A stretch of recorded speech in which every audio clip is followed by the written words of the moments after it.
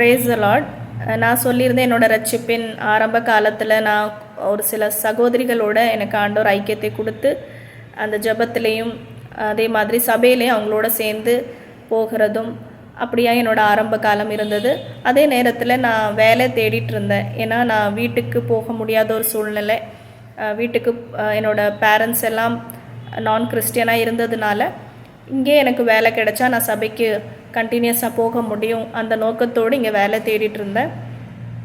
அதே மாதிரி வேலை எனக்கு நான் போகிற சபையில் அந்த சபையோட ஆஃபீஸில் ஒரு 3 மாதம் எனக்கு வேலை செய்யக்கூடிய ஒரு சந்தர்ப்பம் கிடைச்சது. அங்கே போயிட்டு இருந்தாலும் நான் என்னோடய வேலைக்கு என்னோடய எக்ஸ்பெக்டேஷன்ஸ் என்னவாக இருந்தது அப்படின்னு சொன்னால், எனக்கு கிடைக்கக்கூடிய வேலை எந்த வகையில் என்னோடய ஜெப வாழ்க்கைக்கு எந்த தடையும் வந்துடக்கூடாது. ஏன்னா டெய்லி 7 o'clock ப்ரேயர் அங்கே நடக்கும்.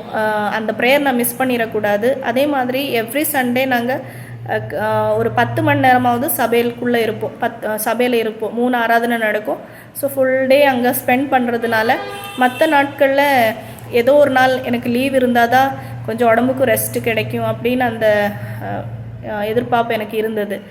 ஸோ நான் வேலைக்காக ஜெபிக்கும் போது ஏசப்பா கிட்ட நான் சொல்கிறது என்னென்னா, ஏசப்பா எனக்கு கிடைக்கக்கூடிய வேலைக்கு எனக்கு இவ்வளோ சம்பளம் வேணும். இந்த சம்பளம் எனக்கு மினிமமாவது இது கிடைச்சா மட்டும்தான் என்னால் இங்கே இருக்க முடியும். அநேக கமிட்மெண்ட்ஸ் இருக்குது.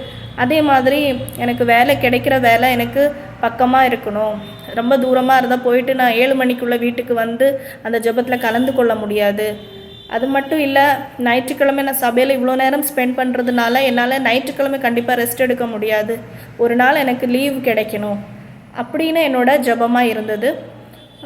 ஒரு பக்கம் நான் இந்த 3 மாதம் முடியும் போது அங்கே அந்த சர்ச் ஆஃபீஸில் நான் வேலை செஞ்சுட்டு இருந்த ஆஃபீஸில் நிற்க வேண்டிய சூழ்நிலை ஏற்பட்டது. அந்த நேரத்தில் என்னோடய பாஸ்டர் அங்கே உள்ள மற்ற ஸ்டாஃப்ஸ் எல்லாம் சேர்ந்து எனக்காக ஜெபிச்சாங்க. மகள் 1 வாரம் கூட வீட்டில் இருக்கக்கூடாது, உடனே ஆண்டவரே ஒரு நல்ல வேலை கொடுங்க அப்படின்னு சொல்லி யாக்கோபு 5ஆம் அதிகாரம் 16வது வசனத்தில் நீதிமான் செய்யும் ஊக்கமான ஜெபத்துக்கு பலன் உண்டு அப்படின்னு சொல்லப்பட்டிருக்கிறது. அதே மாதிரி எனக்கு அந்த 1 வாரத்துக்குள்ளே எனக்கு அந்த ஒரு நல்ல வேலை நான் எப்படி ஜெபிச்சேனோ அதே மாதிரி எனக்கு கிடச்சிது.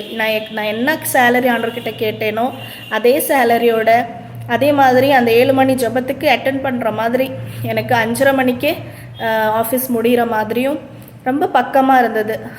ரொம்ப பக்கமாக எனக்கு கிடச்சிது. அது மட்டும் இல்லை, சனிக்கிழமை எனக்கு லீவ் கிடச்சிது.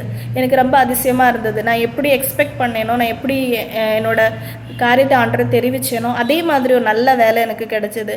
ரொம்ப ஆச்சரியமாக இருந்தது. இன்டர்வியூவும் ரொம்ப அருமையாக போச்சு. எம்டி என்னோட இன்டர்வியூ எடுக்கும்போது கடைசியில் சொன்னது, உன்னை பார்த்தா ஒரு காட் ஃபியரிங் சைல்டாக எனக்கு தெரியுது அப்படின்ற அந்த டெஸ்டிமனி ஆண்டவர் அவங்க மூலயமா கொடுத்தாங்க. அது எனக்கு சந்தோஷமாக இருந்தது. அந்த வேலையை என்னவோ எனக்குன்னே ஆயத்தப்பட்டு வந்த ஒரு ஃபீல் எனக்கு அப்போ ஆண்டவர் கொடுத்தாங்க. அது எனக்கு ரொம்ப அற்புதமாக இருந்துச்சு. அந்த வேலை ஏசப்பாவே எனக்கு கொடுத்தாங்க. எனக்கு ரொம்ப அதிசயமாக இருந்தது. இதில் நான் என்ன அறிஞ்சுக்கிட்டேன்னா, நம்ம எந்த அளவுக்கு ஆண்டவரோடு நெருங்கணும், ஆண்டவரோடு இருக்கணும், நம்ம எந்த அளவுக்கு வாஞ்சிப்போம் அது பிரகாரமாக தான் நமக்கு ஆண்டவர் செய்வாங்க. மத்தேயு 6ஆம் அதிகாரம் 33வது வசனத்தில் இப்படியா எழுதி இருக்கிறது, முதலாவது தேவனுடைய ராஜ்யத்தை அவருடைய நீதியை தேடுங்கள், அப்பொழுது இவைகள் எல்லாம் கூட கொடுக்கப்படும் அப்படின்னு சொல்லப்பட்டிருக்கு. அதே மாதிரி நம்ம ஏசப்பாவோட விஷயத்துக்கு அதிகமாக முக்கியத்துவம் கொடுக்க ஆண்டவர் நம்மளோட இதயத்தின் ஏக்கங்களையும் ஆண்டவர் நிறைவேற்றுறாங்க, நம்மளை ஆசீர்வாதமாக வைக்கிறாங்க. அந்த வேலை எனக்கு ரொம்ப ஆசீர்வாதமாக இருந்தது. ஆண்டவர் அநேக காரியங்களை அந்த வேலையில் எனக்கு கற்றுக் கொடுத்தாங்க, என்னை ஆசீர்வதிச்சாங்க, மேன்மைப்படுத்தினாங்க. ஆண்டவருக்கே மகிமை உண்டாவதாக.